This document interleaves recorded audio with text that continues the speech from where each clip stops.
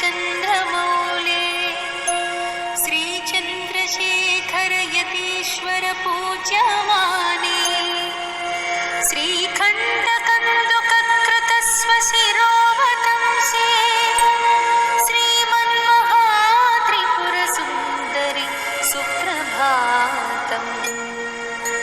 उत्तिष्ठ तुङ्गकुलपर्वतराजकन्ये उत्तिष्ठ भक्तजनदुःखविनाशदक्षे उत्तिष्ठ सर्वजगति जननि प्रसन्ने उत्तिष्ठ हे त्रिपुरसुन्दरि सुप्रभातम्।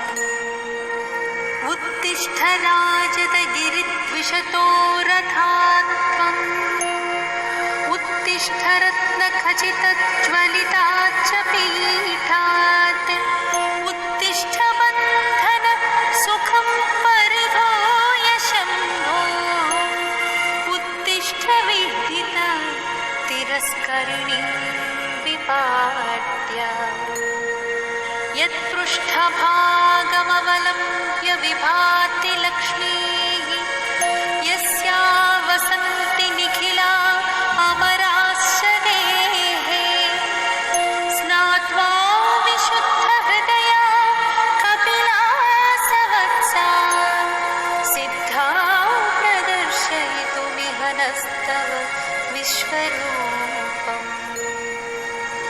आकर्ण्यतीत्यमदमत्तगजेन्द्रनादः त्वं बोध्यसे प्रतिदिनं मधुरेण येन भूपालरागमुखरा